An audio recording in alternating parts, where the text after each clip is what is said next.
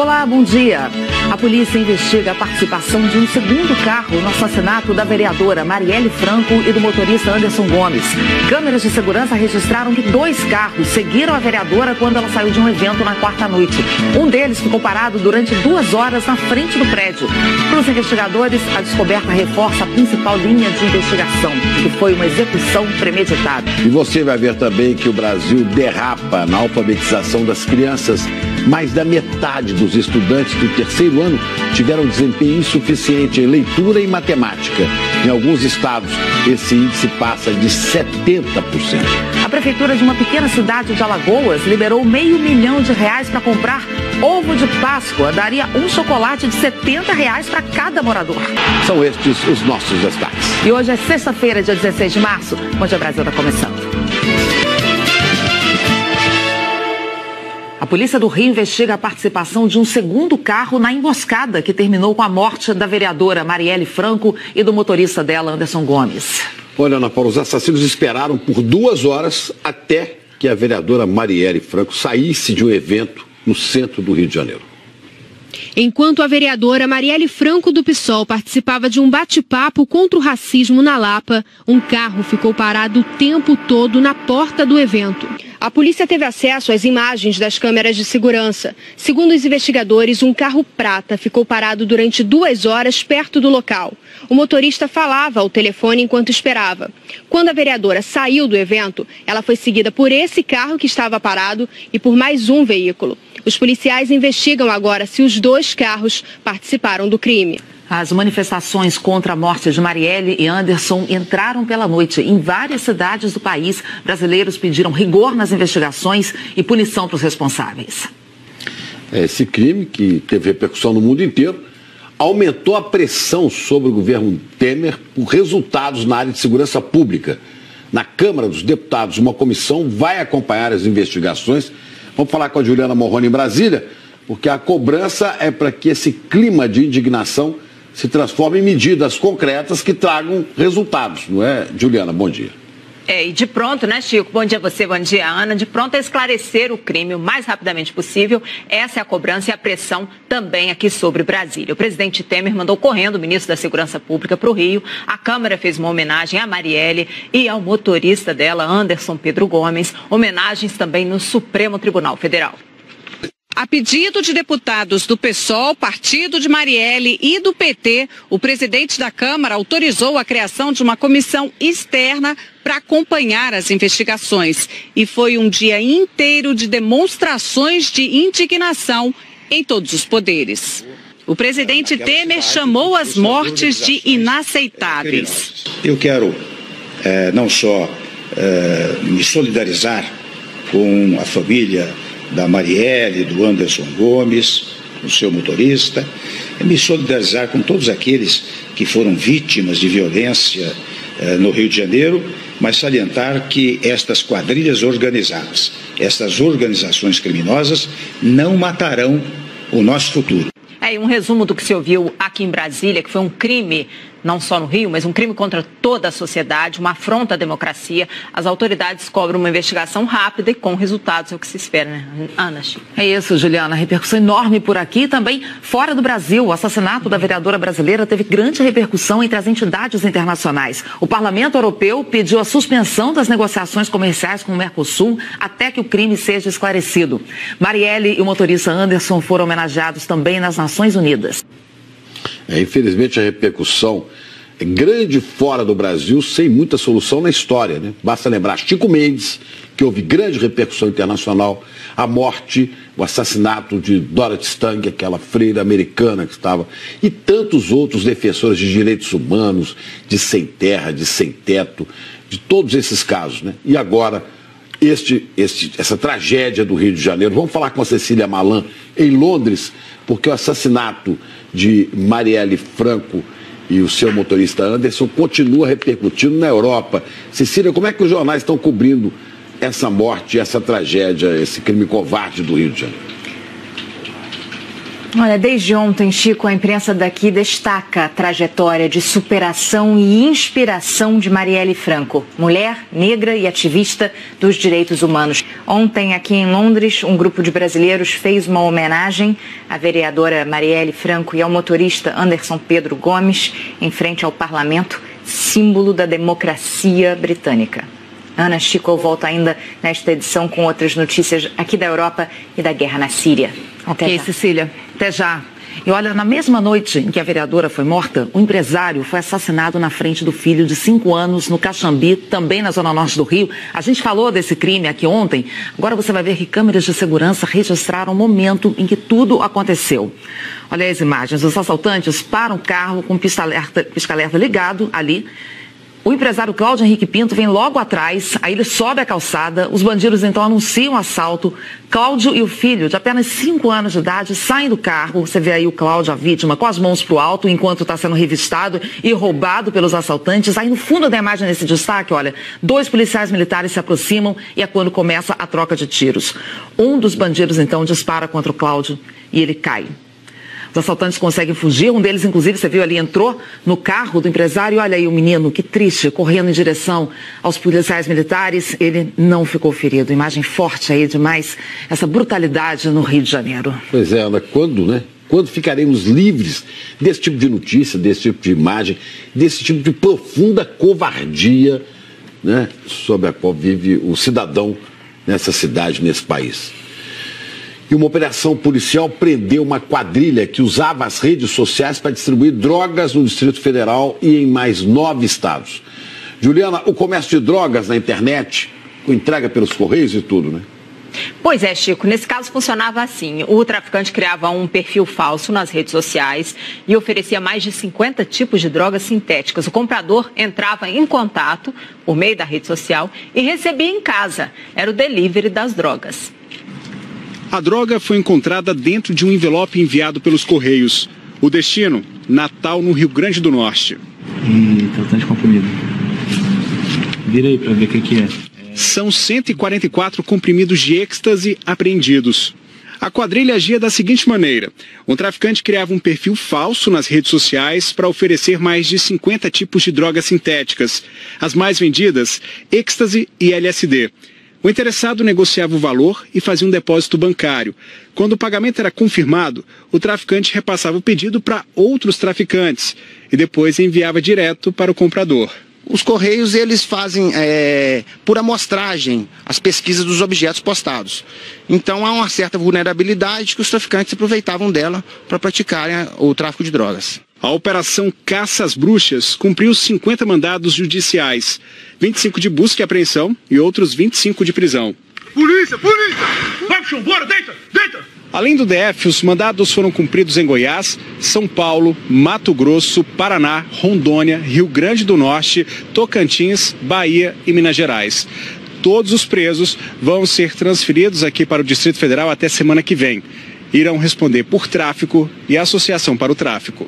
A polícia chegou aos integrantes da organização criminosa depois da prisão de um traficante da cidade do Paranoá, a 24 quilômetros do centro de Brasília. Até um servidor do sistema socioeducativo foi preso por suposto envolvimento com a quadrilha. Evandro Oliveira, de 34 anos, trabalha no grupo de escolta, responsável pelo transporte de adolescentes infratores. E agora a polícia investiga se o grupo também fazia tráfico internacional de drogas. Ana Paula, Chico. Era o que faltava, né, Juliana? Mandar drogas pelos Correios, o serviço dos Correios. Obrigada, viu? A Câmara de Vereadores de uma cidade do interior do Paraná transformou em lei uma regra óbvia, mas que a gente sabe é desrespeitada por vários políticos do Brasil. Agora, em Toledo, é proibido inaugurar obra inacabada. A placa mostra que o posto de saúde foi inaugurado há mais de um ano, mas é só entrar para ver que não há nenhum atendimento por aqui. O espaço virou um grande depósito de móveis e equipamentos velhos. A construção custou quase R$800 mil e foi inaugurada com a presença do ex-prefeito de Toledo e de políticos da cidade. Nós não temos como dizer quando ele será aberto. Primeiro, porque nós temos que equipá-lo. Estamos fazendo essas aquisições. E segundo, porque nós necessitamos de pessoal e não temos, nesse momento, possibilidades legais de contratação. Obras inauguradas antes de prontas não são raridade no Paraná. Em várias cidades do oeste do estado, políticos fizeram recentemente cerimônias de inauguração e colocaram placas em lugares que ainda estão em construção.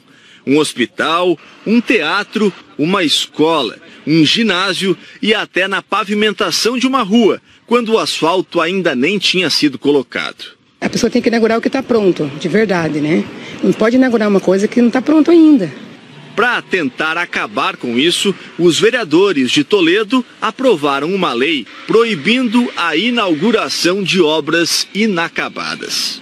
Nessa semana, 3 meses depois da lei entrar em vigor, o Ministério Público de Toledo entrou com uma ação civil pública contra o prefeito da cidade, por não cumprir a lei que ele mesmo sancionou. A ação diz que em um único dia o prefeito Lúcio Demarque, do PP, inaugurou 4 obras que nem começaram. O prefeito pode ter que responder na justiça por improbidade administrativa. A população ela deve denunciar essas situações em que ocorrem esses abusos e principalmente ter a consciência de que não são inaugurações ou cerimônias festivas que devem constituir como requisito para a avaliação de qualidade de agentes políticos. Eu acho que isso devia ser uma coisa já intrínseca no político mesmo e não ter que colocar mais uma lei para isso, né? Exatamente, é o bom senso, né? Mas é o que mais tem pelo Brasil. Festa, placa e depois a obra fica lá abandonada. O prefeito de Toledo, Lúcio Demarque, do PP, afirmou que segue a interpretação do Departamento Jurídico da Prefeitura sobre a lei e que ele está informando a população sobre as obras e que não está fazendo inaugurações, não, apesar das fotos que a gente viu ali. O ex-prefeito de Santa Teresa do Oeste, Amarildo Rigolin, do PP, disse que as placas foram colocadas para dar nomes para as obras, mas que não necessariamente significavam que elas estavam inauguradas. Tem que inaugurar nada, né? Tem que fazer funcionar. Tem muita coisa inaugurada que não funciona. E uma cidade pequena, do interior de Alagoas, vive uma situação estranha. Olha, os moradores não falam em outra coisa. O assunto lá, ovos de Páscoa. A Páscoa vem aí, mas não é pela proximidade dela, não. É que a prefeitura liberou quase R$500 milhão para comprar ovo de chocolate. Nas ruas do município de Roteiro, só se fala nisso. Tem muitas coisas para investir e gastar com ovo de Páscoa, é difícil.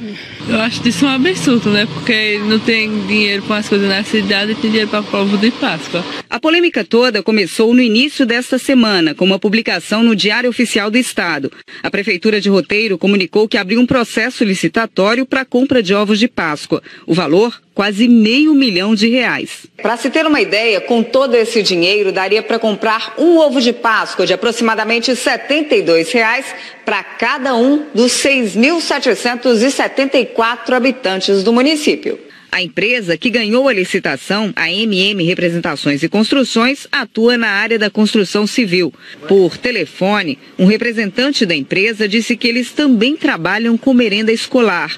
Mas quando falamos sobre os ovos de Páscoa... Essa quantidade aqui seria para quantos ovos fornecidos? Seu Antônio? Depois da repercussão do assunto, o prefeito de Roteiro, Vladimir Chaves de Brito, do PDT, admitiu em nota que houve imprudência na assinatura do contrato e pediu desculpas à população. Ele disse também que não vai mais comprar os ovos de Páscoa. Agora a população espera que esse dinheirão seja investido corretamente. O dinheiro público ele tem que ser gastado justo, numa causa justa, não ter sido gastando dinheiro à toa. É o mínimo, né? Olha, enfim, aí tem, né? Tem surpresinha nesse ovo, né? Prefeito Vladimir Chaves de Brito. Onde é que estava com a cabeça quando assinou isso?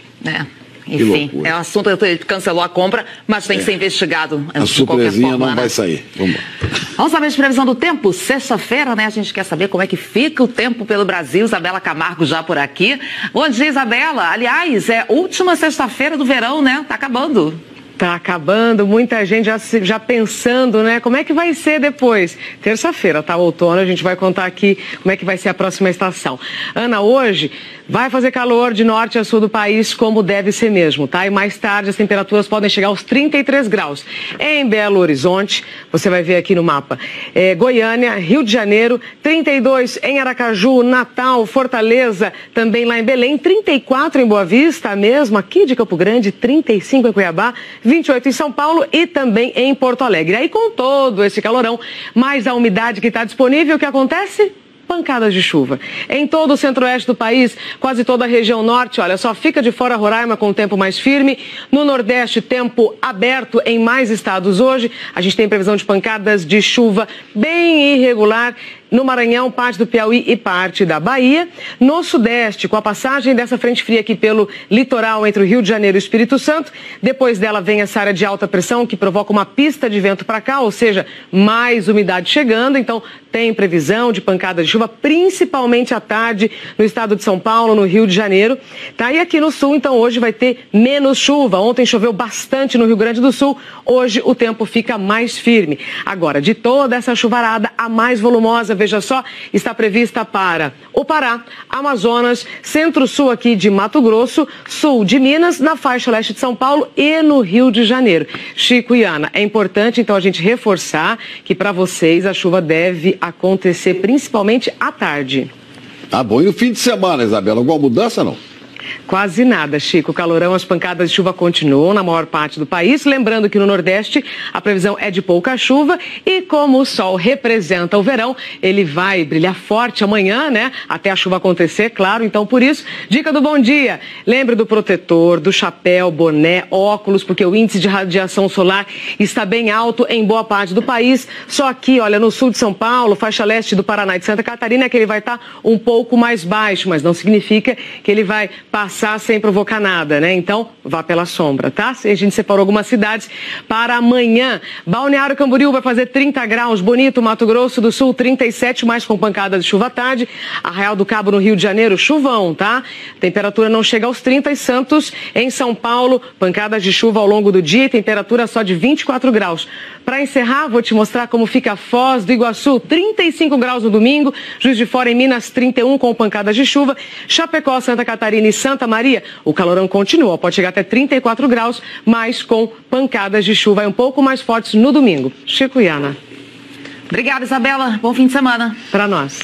Olha, e a seguir a gente explica como se desfazer de um carro velho e não ter dor de cabeça depois. O novo plano do governo para ajudar na alfabetização. Um número assustador de estudantes não sabe ler nem fazer contas como deveria.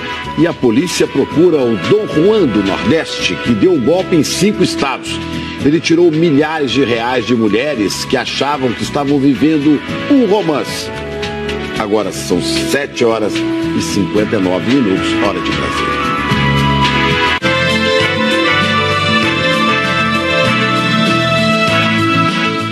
Ontem nós mostramos aqui que em Fortaleza, uma lei autoriza agentes de trânsito a rebocarem os carros que ficam abandonados pelas ruas 5 dias depois de identificados. Isso por causa do risco que esses carros representam na proliferação de doenças. Hoje a gente vai mostrar qual é a maneira correta de se desfazer de um carro velho sem acabar endividado, porque pode acontecer isso, né, Rodrigo? Oi, Chico, um bom dia para você, bom dia para Ana, bom dia a todos. Olha só, vamos nessa então, ó. O dono tem que pagar todas as dívidas de PVA e licenciamento e depois dar baixa no Detran. Caso contrário, essa dívida só vai aumentando. Vamos ver mais detalhes na reportagem do Alberto Gaspar. Numa mesma rua, num bairro de Guarulhos, na Grande São Paulo, 2 carros abandonados. A vizinhança até já tinha se acostumado com eles. O preto chegou primeiro. Ninguém sabe quem é o dono desse carro aí, não. Que faz muito tempo que tá aí. Tem mais uns 2, 3 anos que esse carro tá aí. Desde o ano passado, equipes da prefeitura localizam veículos nessa situação e deixam o aviso. Se em 10 dias eles continuarem ali...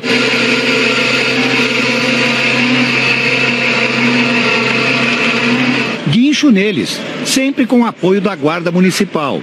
O destino do veículo é um pátio da prefeitura. Segundo o balanço da Prefeitura de Guarulhos, nos últimos 12 meses, 3.086 veículos receberam o aviso. 2.258 desapareceram das ruas, foram retirados por alguém. E 828 foram recolhidos, como esses que nós vimos. Desses, a imensa maioria nunca foi resgatada pelos donos. Ninguém abandona carro na rua se ele ainda tiver jeito. A imensa maioria vai mesmo para sucata, em leilão. Por causa dos débitos que tem no veículo, então das multas, IPVA, falta de licenciamento, esses valores não conseguem pagar e larga o veículo na via pública. Além de atrapalhar o trânsito de carros e pedestres, os abandonados podem virar ponto para a prática de crimes e de risco para a saúde pública, acumulando água e insetos. Para se livrar do calhambeque direitinho, dentro da lei, mesmo guardado no fundo do quintal, é necessária a baixa no Detran. Não é preciso apresentar o veículo, só os documentos como RG, CPF e comprovante de residência, mais as placas. E, importante, um pedaço do chassi onde está o número de identificação. Depois é só encaminhar o carro para oficinas de desmonte ou reciclagem. Detalhe, para fazer a baixa, as dívidas relacionadas ao veículo devem estar quitadas. Elas serão cobradas cedo ou tarde. Podem sujar o nome e crescer mesmo com o carro parado.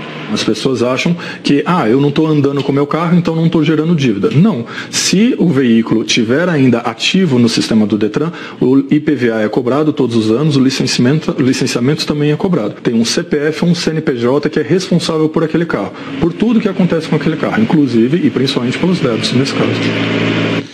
Ou seja, quem abandona o carro para não pagar dívidas de IPVA e licenciamento só está fazendo essa dívida aumentar. E ainda está sujeito à multa, viu? Aqui em São Paulo o valor dessa multa é de R$ 15.520. Chico e Ana. Fica a dica para interromper logo, né? Essa bola de neve que vai aumentando. Isso aí. O problema é que se o sujeito não tem dinheiro para pagar a dívida e a multa, ele não tira o carro, e o carro vai para a rua. É uma coisa sem solução, né? Tem que tentar dar um jeito de quitar na rua porque não tem dinheiro e não tem dinheiro, por isso fica na rua. Até já, Rodrigo. Até já. A polícia da Paraíba procura um homem que ficou conhecido por dar o golpe do Dom Juan. Ele atuava principalmente no Nordeste, mas fez vítimas em 5 estados. A última que caiu nesse golpe perdeu R$80 mil. Foi durante as férias em Bananeiras, interior da Paraíba, que essa mulher que não quer mostrar o rosto conheceu Marcos pessoalmente. Atencioso, educado, rapidamente ganhou a confiança dela. Contando, que vinha de Salvador, que era geólogo, trabalhava na Petrobras e também tinha um escritório de perfuração de poço em Salvador e queria abrir em Bananeiras esse escritório dele, né? A partir daí, Marcos se sentiu confiante para aplicar os golpes. Primeiro convenceu a namorada a fazer uma compra de eletrônicos, dizendo que ia conseguir os produtos com preço abaixo que o de mercado. Poucos dias depois, uma nova proposta. Dessa vez, um carro zero. Eu tenho como comprar em Salvador, que é mais de coisa que eu já comprei o meu, já comprei da minha filha, eu tenho como ter alguns bônus, algumas facilidades, é melhor. Ela então fez 2 depósitos para ele, que somavam aproximadamente R$80 mil. Mas as compras nunca chegaram. E Marcos, que disse que ia fazer uma viagem, sumiu. Com a ajuda de amigos, ela descobriu que ele não era funcionário da Petrobras e procurou a polícia. Marcos Antônio de Lima, como se apresentou a vítima, na verdade é Marcos Antônio Gomes dos Santos. Só aqui na Paraíba, ele é citado em 4 processos por estelionato e violência doméstica. Em outros 6 no Rio Grande do Norte. Além de ser procurado em pelo menos mais 4 estados brasileiros. Bahia, Ceará, Piauí e Mato Grosso do Sul. Basicamente, ele ganha a confiança dessas vítimas, ele utiliza contas bancárias de laranjas de todos esses 6 estados e passa poucos dias em cada estado. Eu me senti destruída. Entrei no processo de culpa, que é terrível, de raiva de mim mesmo e de uma amargura imensa. Atenção que ainda não tomou a vacina contra a febre amarela. Hoje é o último dia da campanha na capital e em 53 cidades do interior do estado de São Paulo. Vamos dar uma olhada aqui no nosso telão com alguns números. De acordo com o último balanço divulgado pela Secretaria Estadual da Saúde, 7 milhões de pessoas foram vacinadas este ano aqui no estado. 326 casos confirmados de febre amarela, 116 pessoas morreram. Na capital, foram 8 casos confirmados e 4 mortes. O Instituto Adolfo Lutz confirmou a morte de 4 moradores de Guarulhos, na região metropolitana. Esses casos estavam sendo investigados. Agora o total de mortes na região subiu para 14. Um novo balanço vai ser divulgado pela Secretaria Estadual no fim da tarde. 8h07. Glória Vanicki. Rodrigo, no ano passado foram registradas pela CT 35 mil registrados, né? Registradas, 35.719 falhas em semáforos na capital. Isso significa que foram quase 100 falhas por dia.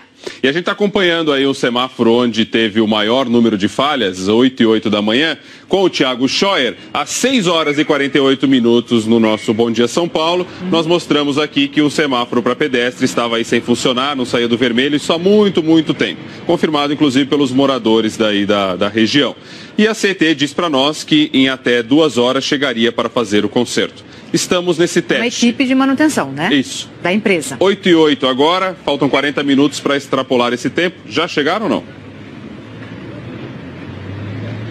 Rua Maceió com a Avenida Angélica, Rodrigo e Glória, bom dia para quem chegou agora aqui no Bom Dia Brasil. Te digo que chegaram sim. Qual que é o problema? Tem um semáforo de pedestres aqui, esse no caso funciona, tá? Você tá vendo que tá verde. Mas o do outro lado, para a pessoa atravessar lá para outra calçada, não. Semáforo não tá funcionando. O pessoal da CET já chegou aqui logo cedo, logo depois que a gente saiu do ar, ó. E agora sim chegou a equipe para consertar o semáforo, eles já estão aqui há uns 20 minutos. Estão olhando aqui, ó, esse quadro para ver qual é o problema exato. Eles acreditam que o problema esteja no botão mesmo, que não está acionando o semáforo exclusivamente para o pedestre, por isso ele fica fechado o tempo inteiro. Rodrigo e Glória com vocês. Ok, obrigado, Thiago Scheuer. Então aí, 40 minutos antes ou 50 minutos antes de vencer o tempo, chegou esta equipe e a gente está usando isso como exemplo para saber se todos os demais chegam, né? Claro. A tempo. E você pode sempre contar com a gente aqui. Sem dúvida. Valeu. Obrigado, Glória. A gente volta já atualizando tudo. Vamos mostrar já, depois do intervalo, que metade das crianças que estão no 3º ano do ensino fundamental não aprende o que deveria, viu? E tem mais notícias da capital para você. Agora 8h09. Trânsito aí na Marginal. Na Avenida 23 de Maio, corredor Norte-Sul, vai bem nos 2 sentidos. A gente volta já. Estamos de volta com um dado assustador. Mais da metade dos alunos do 3º ano fundamental não consegue atingir a nota mínima em matérias básicas, como leitura e matemática. Educadores alertam para a necessidade de investir mais na formação dos professores. Juliana, é um leque de problemas, né? É difícil até saber por onde começar. Nesse caso dos professores, a gente sabe que tem falta de professor, mas não adianta só também botar mais professor em sala de aula. Como você falou, é um leque mesmo, né, Ana? Ontem mesmo você mostrou aquela questão do merenda escolar, mês em liga de milho, né? Nesse caso que você está falando agora, a partir do mês que vem, o governo vai colocar um assistente em sala de aula, que pode ser até um estagiário. Essa estratégia é criticada por especialistas que defendem uma formação mais rigorosa dos professores na alfabetização. Eles têm 6, 7 anos e estão aprendendo a decodificar o mundo. Ler, escrever, contar histórias. Parece fácil, mas ainda é um grande desafio para muitos alunos e professores país afora. Quase 55% dos estudantes que estavam no 3º ano em 2016 não tiveram desempenho suficiente em leitura. Foi o que mostrou a avaliação feita pelo Ministério da Educação. Houve uma pequena melhora em relação ao exame anterior, feito em 2014. Em matemática, os resultados também foram ruins. 54% dos alunos estavam com índices insuficientes em 2016, um pouco menos que em 2014. Quem está em sala de aula todo dia sabe que é preciso lidar com as dificuldades dos alunos e, às vezes, com a falta de estrutura. A gente carece de materiais de manipulação, entendeu? De mais jogos estruturantes, de mais apoio pedagógico. A Vâunia dá aula numa escola pública de Alagoas, onde o problema está bem acima da média. 7 em cada 10 alunos tiveram um índice insuficiente, tanto em leitura quanto em matemática. Outros estados estão em situação parecida. Maranhão, Pará e Amapá também têm índices acima de 70% de insuficiência nas 2 matérias. O governo federal começou em 2012 um programa para apoiar estados e municípios nesse processo. O Pacto Nacional pela Alfabetização na Idade Certa investiu principalmente na formação de professores. Como os resultados foram tímidos, o governo decidiu lançar uma nova fase que começa no mês que vem. Vai liberar 523 milhões de reais para cerca de 200 mil turmas de 1º e 2º anos em todo o país. Além dos investimentos em material didático e capacitação de professores, a novidade agora é a presença de um professor auxiliar para ajudar o professor principal. Nessa escola aqui do Distrito Federal, todas as 18 turmas de 1º e 2º anos vão participar desse novo programa. E um grupo de 40 alunos que têm 8 anos ou mais já participaram de outras iniciativas de reforço na alfabetização, mas continuam com dificuldades. Agora vão passar 8 horas na escola para tentar receber aqui o suporte que muitos não têm em casa. O Ministério da Educação diz que o programa anterior, sozinho, não estava dando conta de resolver o problema da alfabetização. O que nós temos agora não são 2 programas distintos, mas uma parte que apoia a formação de professores, que é o PNAEC, e temos uma parte que vai levar apoio lá para a escola com outros tipos de apoio, que é o Mais Alfabetização. E eles fazem parte de uma política conjunta. Essa especialista em alfabetização diz que é preciso continuar investindo na formação dos professores e saber se os auxiliares estarão realmente qualificados, já que pelas regras do MEC podem ser selecionados não só quem já terminou o curso superior, mas também os que estejam na faculdade ou mesmo os que fizeram curso técnico em instituição de ensino superior. Há uma crença de que qualquer pessoa alfabetizada seja capaz de alfabetizar, mas alfabetizar é uma tarefa difícil, uma tarefa específica, uma tarefa que requer uma especialização. A Secretaria da Educação de Alagoas diz que continua firme com a execução do PNAEC, com a oferta de assistência técnica aos municípios e formação dos professores das redes estadual e municipal. A partir de amanhã, a SP Trans aqui em São Paulo promete entregar um ônibus capaz de receber até 4 cadeirantes por viagem e facilitar assim a acessibilidade. O ônibus vai rodar das 5h30 da manhã até as 10h30 da noite, nos dias úteis. Vai sair do terminal Jabaquara até o Centro Paralímpico. O ônibus comporta 17 pessoas sentadas e 18 em pé. Tem 4 cintos de segurança para cada cadeira de rodas e um espaço interno maior para os cadeirantes. Isso, por enquanto, apenas nesta linha. Que venham em outras. É isso aí. Glória, 8h18 agora. Rodrigo, a gente teve 2 ocorrências policiais nas marginais hoje, viu? Uma foi na marginal do Rio Pinheiros, a gente tem imagens aí, foi perto da ponte Engenheiro Ari Torres, no sentido da Castelo Branco. Essas imagens foram feitas no momento em que a pista da marginal do Rio Pinheiros foi liberada, foi na pista local. Os policiais perseguiram um menor numa moto roubada, esse menor foi apreendido. Aqui no Waze, a gente mostra como é que está a situação agora da marginal do Rio Pinheiros. Opa, temos o Waze? Não temos o Waze, mas eu falo para vocês aí, que a pista foi liberada, agora sim, mas o trânsito ainda é intenso ali na pista local, valendo como opção a pista expressa no sentido da Castelo Branco. Vamos mostrar aqui a imagem da nossa câmera na marginal do Rio Pinheiros. Uma câmera perto da ponte estaiada, pertinho da gente, mostrando aí como é que está a situação do trânsito. A local está pior do que a expressa, tá? Mas ainda assim, trânsito bem intenso aí na marginal do Rio Pinheiros. Uma outra ocorrência teve relação também com moto, né? A gente tem imagens feitas mais cedo pelo Globocop mostrando para vocês aí, ó, como é que estava a interdição. Um policial sofreu uma tentativa de assalto na marginal do Rio Tietê, na pista local, perto da Ponte do Limão, e aí ele foi baleado. Então a gente tem essas imagens feitas mais cedo também pelo Globocop. A gente tem imagem da nossa câmera na marginal do Rio Tietê para mostrar como é que está a situação. Como é que está a situação ali na região. Daqui a pouquinho eu trago a imagem, deixa eu ver se ela vai aparecer aqui. Daqui a pouquinho eu trago a imagem da marginal do Rio Tietê para mostrar como é que está a situação e atualizo para vocês o trânsito no momento. Obrigado, tá? Viu? Um intervalinho, pessoal, já vamos falar do crescimento do mercado de trabalho para quem é intérprete em Libras, a linguagem de sinais. E outras notícias de São Paulo, 8h20.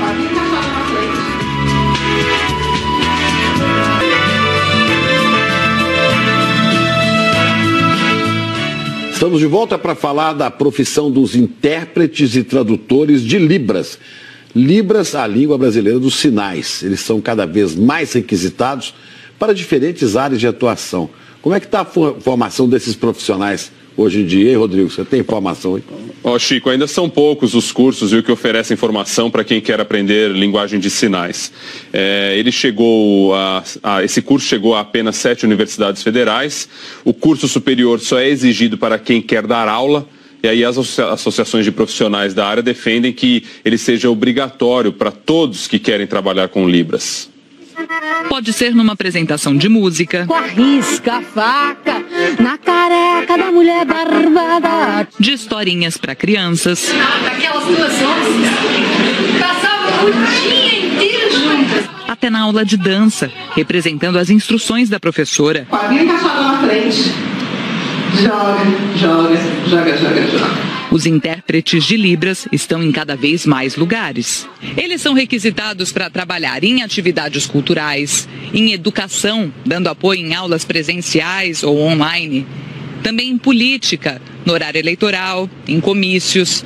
E como o vocabulário que eles precisam interpretar às vezes é específico demais, muitos acabam se especializando. Agora, como cada um atinge essa formação, isso varia demais. A minha principal formação se deu dentro da comunidade surda, é a convivência, é a troca. Eu fiz um curso de Libras que durou 1 ano e meio, foi numa associação e era um curso livre, na verdade. Aí, a partir desse curso, eu comecei a ter contato com os surdos. E esse contato que foi me dando, na verdade, mais vocabulário para que eu entrasse nessa profissão. Hoje são 9 milhões de deficientes auditivos no país, dos quais 600 mil são surdos. 90% usam línguas de sinais. E eles contam com cerca de 6 mil intérpretes profissionais. Mas a regulamentação da profissão ainda está sendo discutida. Várias leis tratam disso. Uma, de 2002, reconheceu a língua brasileira de sinais. Aí, em 2010, veio a lei que regulamenta a profissão de tradutor e intérprete de Libras e dispensa o curso superior. Fala de formação em nível médio. Em 2015, a Lei Brasileira de Inclusão passou a exigir o ensino superior, mas só para intérpretes que atuam em cursos de graduação e pós-graduação. 7 universidades federais oferecem esse curso. Em São Carlos, a primeira turma se forma esse ano. Eu sempre quis aprender Libras e fiz cursos de curta duração, e esperando que abrisse um curso de nível superior, porque eu acredito que uma boa formação ela vai colocar no mercado de trabalho um bom profissional para atender essa comunidade que vem, a partir de tantas lutas, vem conquistando seu espaço e seus direitos de ter uma boa formação, de ter acessibilidade nos espaços públicos e privados, né? A federação que representa esses profissionais concorda com a exigência do diploma e, junto com uma comissão da Câmara dos Deputados, criou um projeto de lei substitutivo para reconhecer a profissão e exigir a formação em nível superior, independentemente da área de atuação. Nós temos uma demanda muito grande de interessados e a formação que possibilita essa aprendizagem é no nível superior, porque são 4 anos que ele tem reservado para adquirir língua, entender as questões ligadas à surdez, à comunidade surda e aprender a traduzir e interpretar. Com ou sem diploma de nível superior, todos concordam num ponto. Quem é intérprete de Libras não pode parar de estudar nunca. Você quer trabalhar nessa área, você tem que estudar e se dedicar. E as pessoas falam assim, quanto tempo? Eu ainda não terminei, estou muito aquém e não tem fim. É uma língua que é viva e que ela sempre acontece, então não tem fim. A Federação Brasileira das Associações de Tradutores, Intérpretes e Guias Intérpretes da Língua de Sinais defende a formação acadêmica. Diz que é uma forma de qualificar melhor, organizar a profissão e evitar que pessoas não qualificadas atuem na área. Chico e Ana. A profissão importante na vida de tanta gente, né, Rodrigo? Obrigada, viu? Até mais. Até já. E você vai ver daqui a pouco que a noite foi tensa na Espanha, depois da morte de um imigrante.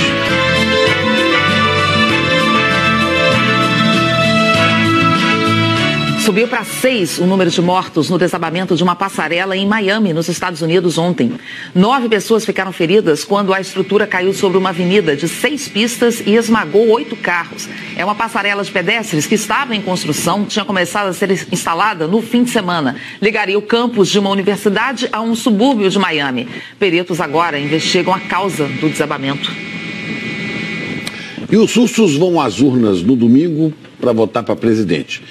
A gente conversa ao vivo com o correspondente Marcelo Currez, que está em Moscou, e parece que ninguém é capaz de tirar o 4º mandato do Vladimir Putin, né, Currez? Bom dia. É isso, Chico. Bom dia para você, bom dia a todos. A grande questão nas eleições russas não é quem vai ganhar, mas sim quantos vão votar. Como o voto é facultativo por aqui e o presidente Putin deve ser reeleito, há um temor do governo de que o comparecimento às urnas seja muito baixo, tirando a credibilidade dessas eleições. Por isso, o presidente Vladimir Putin hoje chamou a população russa a votar no domingo nas eleições presidenciais. Por sinal, Putin não está dentro do Kremlin, como a gente viu na imagem aqui atrás de mim. A bandeira russa não está lá no mastro do palácio onde ele trabalha geralmente.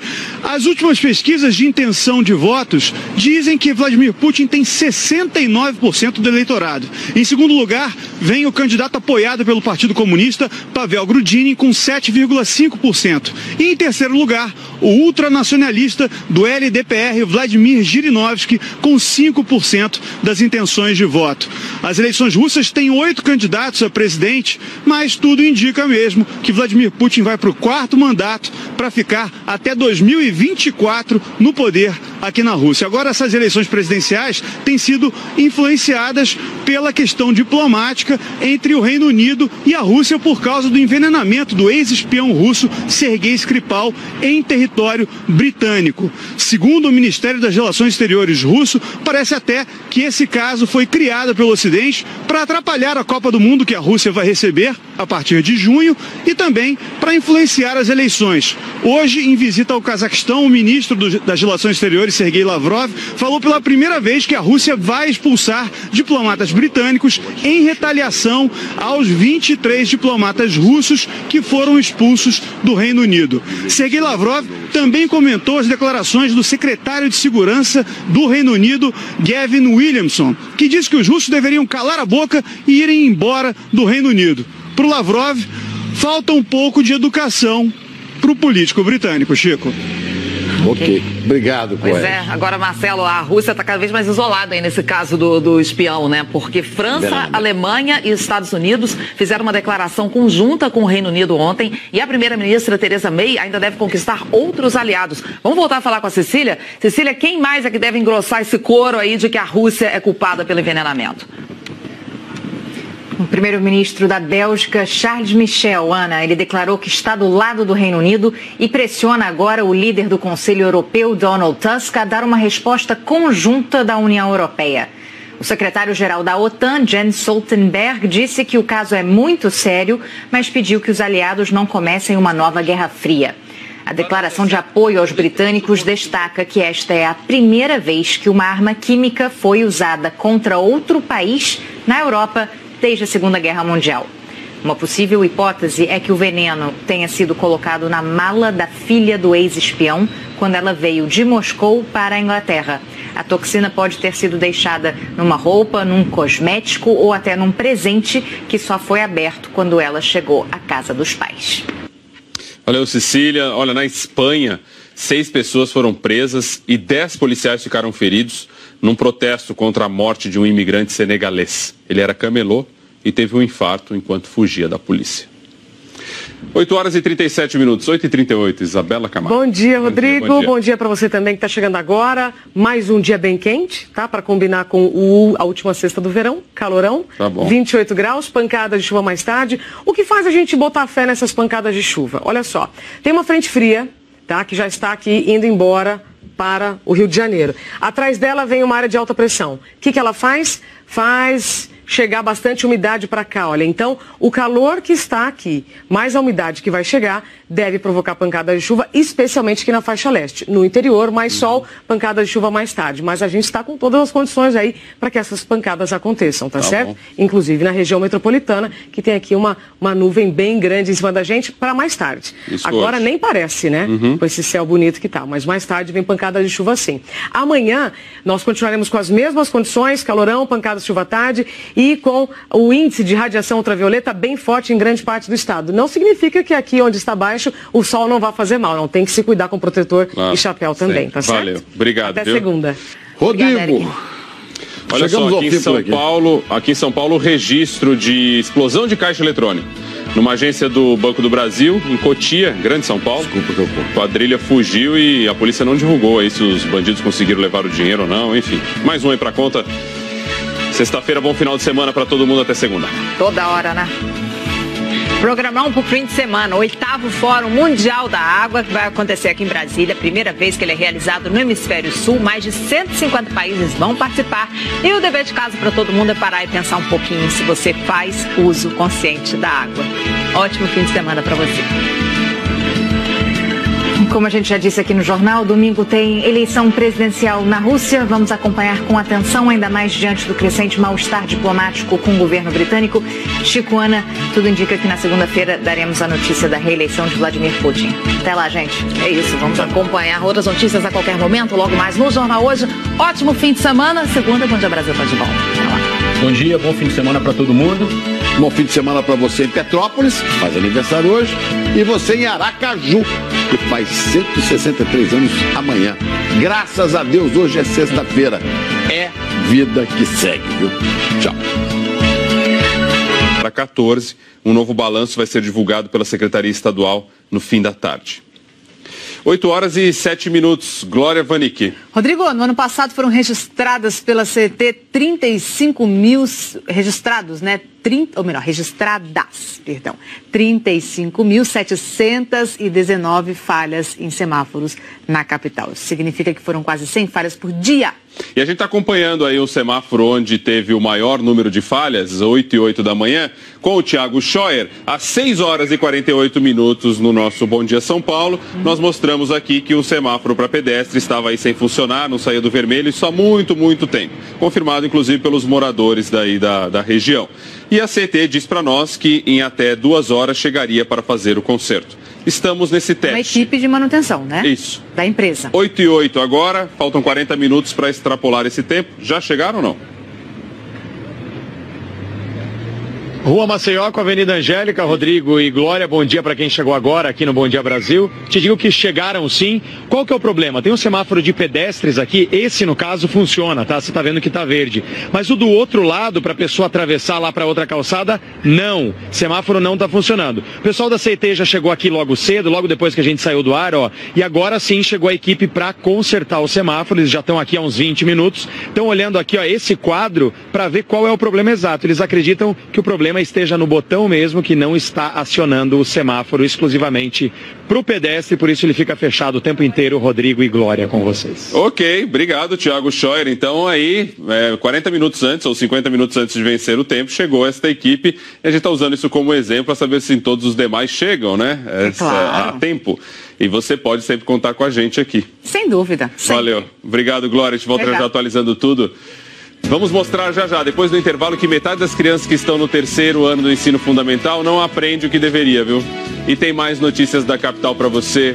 Agora 8h09. Trânsito aí na Marginal, na Avenida 23 de Maio, corredor Norte-Sul, vai bem nos dois sentidos. A gente volta já.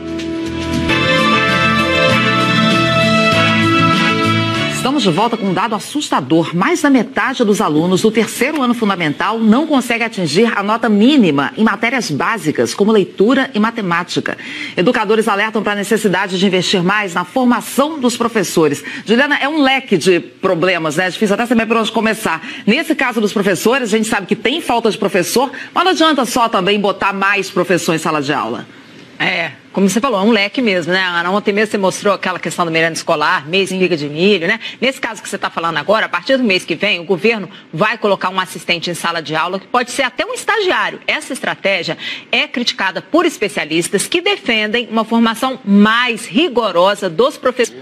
O presidente Temer chamou as mortes de inaceitáveis. Eu quero não só me solidarizar com a família da Marielle, do Anderson Gomes, o seu motorista, me solidarizar com todos aqueles que foram vítimas de violência no Rio de Janeiro, mas salientar que estas quadrilhas organizadas, estas organizações criminosas, não matarão o nosso futuro. E um resumo do que se ouviu aqui em Brasília, que foi um crime, não só no Rio, mas um crime contra toda a sociedade, uma afronta à democracia. As autoridades cobram uma investigação rápida e com resultados, é o que se espera, né? Ana, Chico. É isso, Juliana. Repercussão enorme por aqui. Também fora do Brasil, o assassinato da vereadora brasileira teve grande repercussão entre as entidades internacionais. O Parlamento Europeu pediu a suspensão das negociações comerciais com o Mercosul até que o crime seja esclarecido. Marielle e o motorista Anderson foram homenageados também nas Nações Unidas. Infelizmente a repercussão grande fora do Brasil, sem muita solução na história, né? Basta lembrar Chico Mendes, que houve grande repercussão internacional, a morte, o assassinato de Dorothy Stang, aquela freira americana que estava, e tantos outros defensores de direitos humanos, de sem terra, de sem teto, de todos esses casos, né? E agora, essa tragédia do Rio de Janeiro. Vamos falar com a Cecília Malan em Londres, porque o assassinato de Marielle Franco e o seu motorista Anderson continua repercutindo na Europa. Cecília, como é que os jornais estão cobrindo essa morte, essa tragédia, esse crime covarde do Rio de Janeiro? Olha, desde ontem, Chico, a imprensa daqui destaca a trajetória de superação e inspiração de Marielle Franco, mulher, negra e ativista dos direitos humanos. Ontem, aqui em Londres, um grupo de brasileiros fez uma homenagem à vereadora Marielle Franco e ao motorista Anderson Pedro Gomes em frente ao parlamento, símbolo da democracia britânica. Ana, Chico, eu volto ainda nesta edição com outras notícias aqui da Europa e da guerra na Síria. Ok, Cecília, até já. E olha, na mesma noite em que a vereadora foi morta, o empresário foi assassinado na frente do filho de 5 anos no Caxambi, também na zona norte do Rio. A gente falou desse crime aqui ontem. Agora você vai ver que câmeras de segurança registraram o momento em que tudo aconteceu. Olha as imagens. Os assaltantes param o carro com pisca-alerta ligado ali. O empresário Cláudio Henrique Pinto vem logo atrás, aí ele sobe a calçada, os bandidos então anunciam o assalto. Cláudio e o filho, de apenas 5 anos de idade, saem do carro. Você vê aí o Cláudio, a vítima, com as mãos para o alto, enquanto está sendo revistado e roubado pelos assaltantes. Aí no fundo da imagem, nesse destaque, olha, 2 policiais militares se aproximam e é quando começa a troca de tiros. Um dos bandidos então dispara contra o Cláudio e ele cai. Depois da repercussão do assunto, o prefeito de Roteiro, Vladimir Chaves de Brito, do PDT, admitiu em nota que houve imprudência na assinatura do contrato e pediu desculpas à população. Ele disse também que não vai mais comprar os ovos de Páscoa. Agora, a população espera que esse dinheirão seja investido corretamente. O dinheiro público ele tem que ser gastado justo, numa causa justa, não tem que ser gastando dinheiro à toa. É o mínimo, né? Olha, enfim, aí tem, né? Tem surpresinha nesse ovo, né? Prefeito Vladimir Chaves de Brito. Onde é que estava com a cabeça quando assinou isso? Enfim, é um assunto, ele cancelou a compra, mas tem que ser investigado. A surpresinha não vai sair. Vamos lá. Vamos saber de previsão do tempo? Sexta-feira, né? A gente quer saber como é que fica o tempo pelo Brasil. Isabela Camargo já por aqui. Bom dia, Isabela. Aliás, é última sexta-feira do verão, né? Tá acabando. Tá acabando, muita gente já pensando, né? Como é que vai ser depois? Terça-feira, tá? Outono, a gente vai contar aqui como é que vai ser a próxima estação. Ana, hoje vai fazer calor de norte a sul do país, como deve ser mesmo, tá? E mais tarde as temperaturas podem chegar aos 33 graus. Em Belo Horizonte, você vai ver aqui no mapa, Goiânia, Rio de Janeiro, 32 em Aracaju, Natal, Fortaleza, também lá em Belém, 34 em Boa Vista, mesmo aqui de Campo Grande, 35 em Cuiabá, 28 em São Paulo e também em Porto Alegre. Aí com todo esse calorão, mais a umidade que está disponível, o que acontece? Pancadas de chuva. Em todo o centro-oeste do país, quase toda a região norte, olha, só fica de fora Roraima com o tempo mais firme. No nordeste, tempo aberto em mais estados hoje. A gente tem previsão de pancadas de chuva bem irregular no Maranhão, parte do Piauí e parte da Bahia. No sudeste, com a passagem dessa frente fria aqui pelo litoral entre o Rio de Janeiro e o Espírito Santo, depois dela vem essa área de alta pressão que provoca uma pista de vento para cá, ou seja, mais umidade chegando. Então, tem previsão de pancada de chuva, principalmente à tarde no estado de São Paulo, no Rio de Janeiro.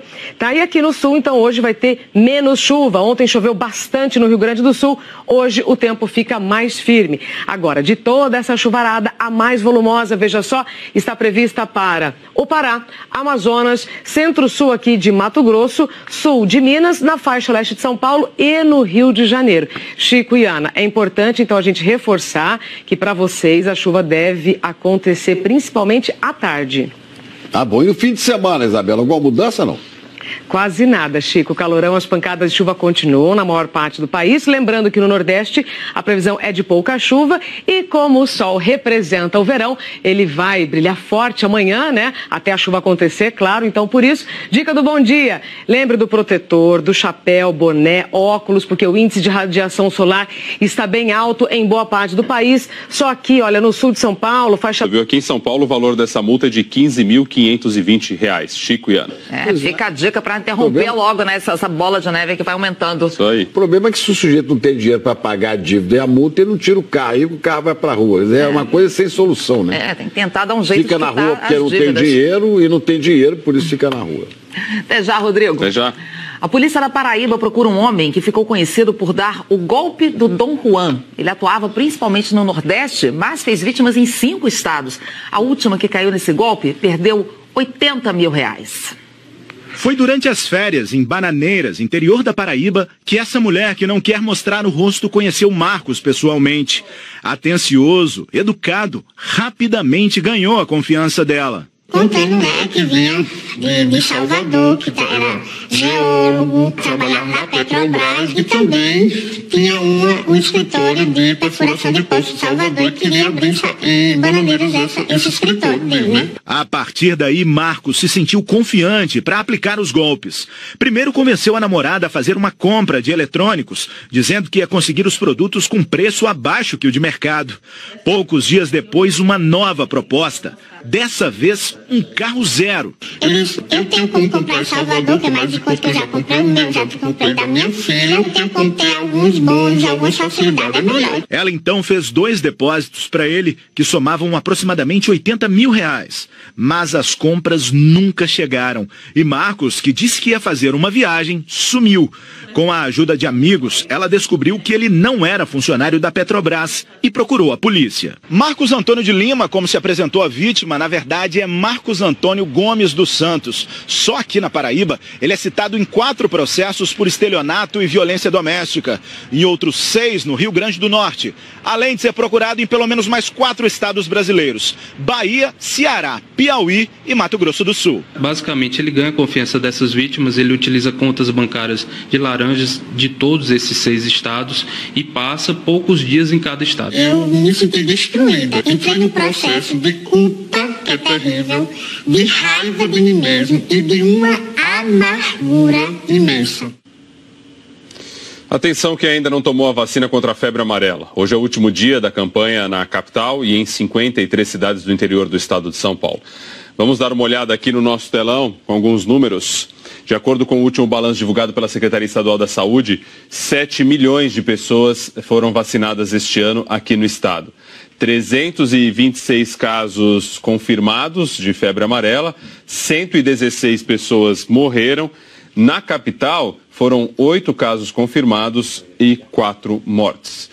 O Instituto Adolfo Lutz confirmou a morte de 4 moradores de Guarulhos, na região metropolitana. Parte que vai levar apoio lá para a escola com outros tipos de apoio, que é o mais alfabetização. E eles fazem parte de uma política conjunta. Essa especialista em alfabetização diz que é preciso continuar investindo na formação dos professores e saber se os auxiliares estarão realmente qualificados, já que pelas regras do MEC podem ser selecionados não só quem já terminou o curso superior, mas também os que estejam na faculdade ou mesmo os que fizeram curso técnico em instituição de ensino superior. Há uma crença de que qualquer pessoa alfabetizada seja capaz de alfabetizar. Mas alfabetizar é uma tarefa difícil, uma tarefa específica, uma tarefa que requer uma especialização. A Secretaria da Educação de Alagoas diz que continua firme com a execução do PNAC, com a oferta de assistência técnica aos municípios e formação dos professores das redes estadual e municipal. A partir de amanhã, a SP Trans aqui em São Paulo promete entregar um ônibus capaz de receber até 4 cadeirantes por viagem e facilitar assim a acessibilidade. O ônibus vai rodar das 5h30 da manhã até as 10h30 da noite, nos dias úteis. Vai sair do terminal Jabaquara até o Centro Paralímpico. O ônibus comporta 17 pessoas sentadas e 18 em pé. Tem 4 cintos de segurança para cada cadeira de rodas e um espaço interno maior para os cadeirantes. Isso, por enquanto, apenas nesta linha, que venham em outras. É isso aí. Glória, 8h18 agora. Rodrigo, a gente teve 2 ocorrências policiais nas marginais hoje, viu? Uma foi na marginal do Rio Pinheiros, a gente tem imagens aí, foi perto da ponte Engenheiro Ari Torres, no sentido da Castelo Branco. Essas imagens foram feitas no momento em que a pista da marginal do Rio Pinheiros foi liberada, foi na pista local. Os policiais perseguiram um menor numa moto roubada, esse menor foi apreendido. Aqui no Waze, a gente mostra como é que está a situação agora da marginal do Rio Pinheiros. Opa, temos o Waze? Não temos o Waze, mas eu falo para vocês aí, que a pista foi liberada, agora sim, mas o trânsito ainda é intenso ali na pista local, valendo como opção a pista expressa no sentido da Castelo Branco. Vamos mostrar aqui a imagem da nossa câmera na marginal do Rio Pinheiros. A câmera perto da ponte estaiada, pertinho da gente, mostrando aí como é que está a situação do trânsito. A local está pior do que a expressa, tá? Mas ainda assim, trânsito bem intenso aí na marginal do Rio Pinheiros. Uma outra ocorrência teve relação também com moto, né? A gente tem imagens feitas mais cedo pelo Globocop mostrando para vocês aí, ó, como é que estava a interdição. Um policial sofreu uma tentativa de assalto na marginal do Rio Tietê, na pista local, perto da Ponte do Limão, e aí ele foi baleado. Então a gente tem essas imagens feitas mais cedo também pelo Globocop. A gente tem imagem da nossa câmera na marginal do Rio Tietê para mostrar como é que está a situação. Opa. A polícia da Paraíba procura um homem que ficou conhecido por dar o golpe do Dom Juan. Ele atuava principalmente no Nordeste, mas fez vítimas em 5 estados. A última que caiu nesse golpe perdeu R$80 mil. Foi durante as férias em Bananeiras, interior da Paraíba, que essa mulher que não quer mostrar o rosto conheceu Marcos pessoalmente. Atencioso, educado, rapidamente ganhou a confiança dela. Contando, né, que vinha de Salvador, que era geólogo, trabalhava na Petrobras e também tinha um escritório de perfuração de poços em Salvador e queria abrir em Bananeiras esse escritório dele, né? A partir daí, Marcos se sentiu confiante para aplicar os golpes. Primeiro convenceu a namorada a fazer uma compra de eletrônicos, dizendo que ia conseguir os produtos com preço abaixo que o de mercado. Poucos dias depois, uma nova proposta. Dessa vez, um carro zero. Eu tenho como comprar em Salvador, que é mais de coisa que eu já comprei o meu, já comprei da minha filha. Eu tenho como ter alguns bons, algumas facilidades, é melhor. Ela então fez 2 depósitos para ele, que somavam aproximadamente R$80 mil. Mas as compras nunca chegaram. E Marcos, que disse que ia fazer uma viagem, sumiu. Com a ajuda de amigos, ela descobriu que ele não era funcionário da Petrobras e procurou a polícia. Marcos Antônio de Lima, como se apresentou a vítima, na verdade é Marcos Antônio Gomes dos Santos. Só aqui na Paraíba, ele é citado em 4 processos por estelionato e violência doméstica. Em outros 6 no Rio Grande do Norte. Além de ser procurado em pelo menos mais 4 estados brasileiros: Bahia, Ceará, Piauí e Mato Grosso do Sul. Basicamente, ele ganha a confiança dessas vítimas, ele utiliza contas bancárias de laranjas de todos esses 6 estados e passa poucos dias em cada estado. Eu me senti destruída. Entrei num processo de culpa, que é terrível, de raiva de mim mesmo e de uma amargura imensa. Atenção que ainda não tomou a vacina contra a febre amarela. Hoje é o último dia da campanha na capital e em 53 cidades do interior do estado de São Paulo. Vamos dar uma olhada aqui no nosso telão com alguns números. De acordo com o último balanço divulgado pela Secretaria Estadual da Saúde, 7 milhões de pessoas foram vacinadas este ano aqui no estado. 326 casos confirmados de febre amarela, 116 pessoas morreram. Na capital, foram 8 casos confirmados e 4 mortes. O Instituto Adolfo Lutz confirmou a morte de 4 moradores de Guarulhos, na região metropolitana. Esses casos estavam sendo investigados. Agora o total de mortes na região subiu para 14. Um novo balanço vai ser divulgado pela Secretaria Estadual no fim da tarde. 8h07. Glória Vanik. Rodrigo, no ano passado foram registradas pela CT 35 mil registrados, né? Registradas. Das redes estadual e municipal. A partir de amanhã, a SP Trans aqui em São Paulo promete entregar um ônibus capaz de receber até 4 cadeirantes por viagem e facilitar assim a acessibilidade. O ônibus vai rodar das 5h30 da manhã até as 10h30 da noite, nos dias úteis. Vai sair do terminal Jabaquara até o Centro Paralímpico. O ônibus comporta 17 pessoas sentadas e 18 em pé. Tem 4 cintos de segurança para cada cadeira de rodas e um espaço interno maior para os cadeirantes. Isso, por enquanto, apenas nesta linha, que venham em outras. É isso aí. Glória, 8h18 agora. Rodrigo, a gente teve 2 ocorrências policiais nas marginais hoje, viu? Uma foi na marginal do Rio Pinheiros, a gente tem imagens aí, foi perto da ponte Engenheiro Ari Torres, no sentido da Castelo Branco. Essas imagens foram feitas no momento em que a pista da marginal do Rio Pinheiros foi liberada, foi na pista local. Os policiais perseguiram um menor numa moto roubada, esse menor foi apreendido. Aqui no Waze, a gente mostra como é que está a situação agora da marginal do Rio Pinheiros. Opa, temos o Waze? Não temos o Waze, mas eu falo para vocês aí, que a pista foi liberada, agora sim, mas o trânsito ainda é intenso ali na pista local, valendo como opção a pista expressa no sentido da Castelo Branco. Vamos mostrar aqui a imagem da nossa câmera na marginal do Rio Pinheiros. Lá, câmera perto da ponte estaiada, pertinho da gente, mostrando aí como é que está a situação do trânsito. A local está pior do que a expressa, tá? Mas ainda assim, trânsito bem intenso aí na marginal do Rio Pinheiros. Uma outra ocorrência teve relação também com moto, né? A gente tem imagens feitas mais cedo pelo Globocop mostrando para vocês aí, ó, como é que estava a interdição. Um policial sofreu uma tentativa de assalto na marginal do Rio Tietê, na pista local, perto da Ponte do Limão, e aí ele foi baleado. Então a gente tem essas imagens feitas mais cedo também pelo Globocop. A gente tem imagem da nossa câmera na marginal do Rio Tietê para mostrar como é que está a situação. Como é que está a situação ali na região. Daqui a pouquinho eu trago a imagem, deixa eu ver se ela vai aparecer aqui. Daqui a pouquinho eu trago a imagem da marginal do Rio Tietê para mostrar como é que está a situação e atualizo para vocês o trânsito no momento. Obrigado, tá? Viu? Um intervalinho, pessoal, já vamos falar do crescimento do mercado de trabalho para quem é intérprete em Libras, a linguagem de sinais. E outras notícias de São Paulo, 8h20.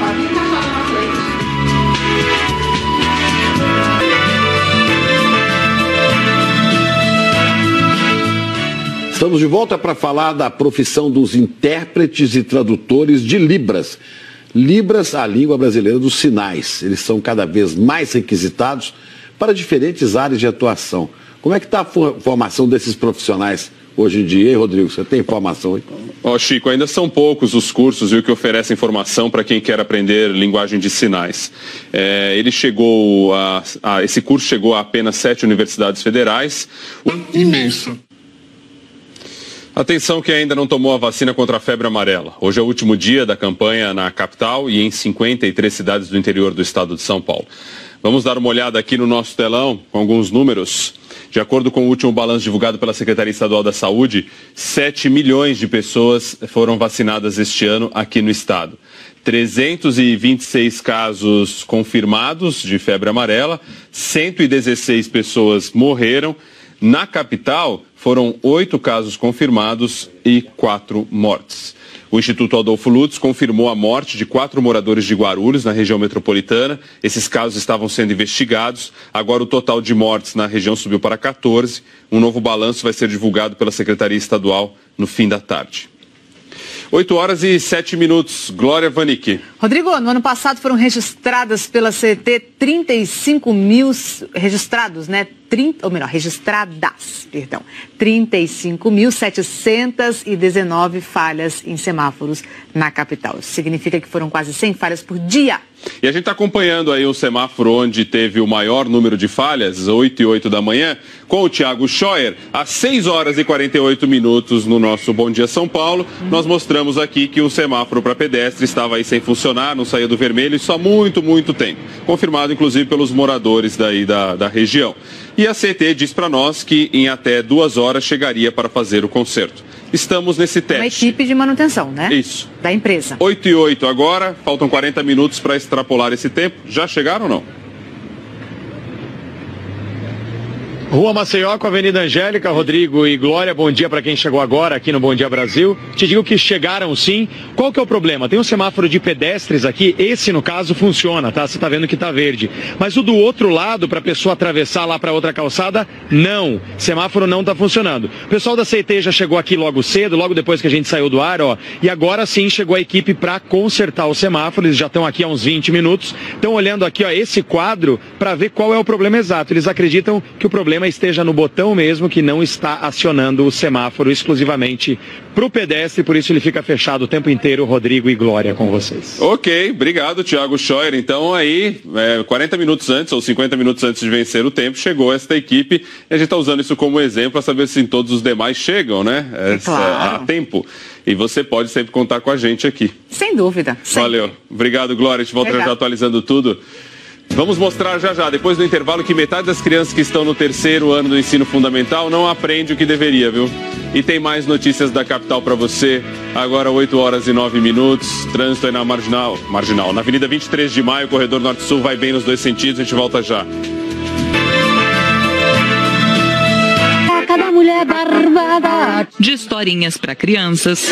Aquelas duas passavam o dia inteiro juntas. Até na aula de dança, representando as instruções da professora. Quadrinho encaixado na frente. Joga. Os intérpretes de Libras estão em cada vez mais lugares. Eles são requisitados para trabalhar em atividades culturais, em educação, dando apoio em aulas presenciais ou online, também em política, no horário eleitoral, em comícios. E como o vocabulário que eles precisam interpretar às vezes é específico demais, muitos acabam se especializando. Agora, como cada um atinge essa formação, isso varia demais. A minha principal formação se deu dentro da comunidade surda, é a convivência, é a troca. Eu fiz um curso de Libras que durou 1 ano e meio, foi numa associação e era um curso livre, na verdade. Aí, a partir desse curso, eu comecei a ter contato com os surdos. E esse contato que foi me dando, na verdade, mais vocabulário para que eu entrasse nessa profissão. Hoje são 9 milhões de deficientes auditivos no país, dos quais 600 mil são surdos. 90% usam línguas de sinais. E eles contam com cerca de 6 mil intérpretes profissionais. Mas a regulamentação da profissão ainda está sendo discutida. Várias leis tratam disso. Uma, de 2002, reconheceu a língua brasileira de sinais. Aí, em 2010, veio a lei que regulamenta a profissão de tradutor e intérprete de Libras e dispensa o curso superior. Fala de formação em nível médio. Em 2015, a Lei Brasileira de Inclusão passou a exigir o ensino superior, mas só para intérpretes que atuam em cursos de graduação e pós-graduação. 7 universidades federais oferecem esse curso.